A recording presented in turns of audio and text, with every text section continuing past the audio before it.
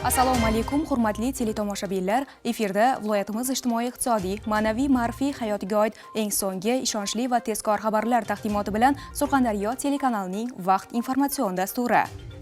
Viloyatimizning Sariosiyo mahalliy aeroportida rekonstruksiya ishlari muvaffaqiyatli yakunlandi. Voha shimolidagi mazkur aeroport sinov tariqasida Termiz-Sariosiyo yo'nalishida yo'lga chiqqan samolyotning birinchi texnik parvozini muvaffaqiyatli qabul qildi. Dastlab shu haqda.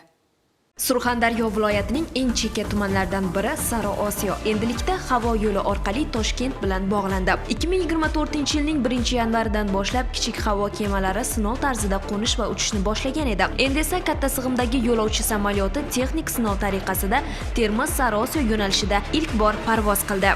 Mana hozir Termiz-Sariosiyo yo'nalishida ilk parvoz amalga oshirildi va biz yerdan 16.000 fut balandlikdamiz.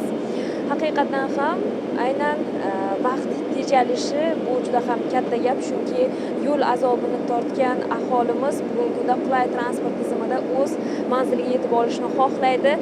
Buni qarangki, aynan avia qatnovlarning yo'lga qo'yilishi natijasida Termizdan Sariosiyogacha bo'lgan vaqt agar taksida, yengil avtomashinada 3 soatni olsa, havo kemasida atigi 25 daqiqani olar ekan.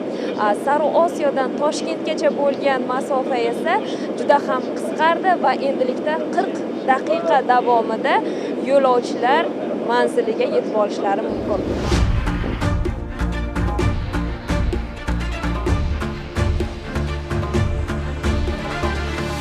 O'zbekiston Respublikasi Prezidentining 2023-yil 16-17 noyabr kunlari Surxondaryo viloyatidagi tashrifi davomida 2024-yilning 1-yanvaridan boshlab viloyatning Sariosiyo tumanidan kichik turdagi havo kemalar qatnovini, reyslarini yo'lga qo'yish vazifasi topshirilgan edi. Bugungi kunda Sariosiyodagi yangi aeroportda qurilish ishlari davom etmoqda, ammo samolyotni qabul qilish, ya'ni uchish va qo'nish yo'lagi allaqachon barpo etildi. Shu boisdan ham texnik sinov tariqasida samolyotlar qatnovi tekshiruvdan o'tkazilyapti va bugun esa Sariosiyoga yo'lovchi tashish samolyoti qatnovi amalga oshirildi va butun texnik imkoniyatlari ko'zdan kechirildi. Aytish joiz, aeroportning uchish-qo'nish yo'lagi havo kemalarini qabul qilish uchun tayyor holga kelgan.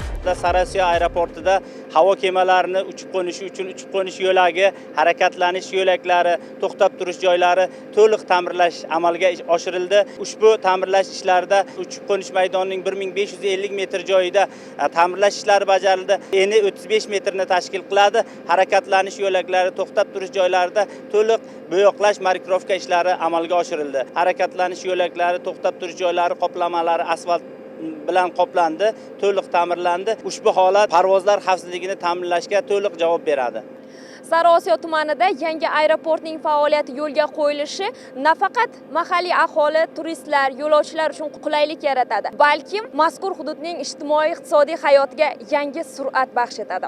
Sariosiyoda bugun tarixiy kun deb bemalol aytsak bo'ladi. Bugun sariosiyoliklarning quvonchi cheksiz, chunki bu parvozlarni xalq intiqib kutgan edi. Aeroport bizda Sariosiyo, Uzun, Denov, Sho'rchi, Oltinsoy tumanlari fuqarolari tayyoragohga uchib, O'zbekiston markazi bo'lgan Toshkent shahriga borib kelish yo'l yaqin bo'ldi. Birgina viloyatimizda tumanlardan emas, Tojikistonda yashaydigan fuqarolar ham bu tayyoragohlardan bizni markazimiz bo'lgan Toshkent shahriga qatnash juda qulay bo'ldi. Men shuni aytmoqchimanki, biz yoshlik chog'larimizda mana bu tayyoragoh bor edi. Biz o'qib yurganmanda mana shu tayyoragohga minib samolyotlarga o'tirib Toshkent shahriga borib o'qib qaytib kelar edik.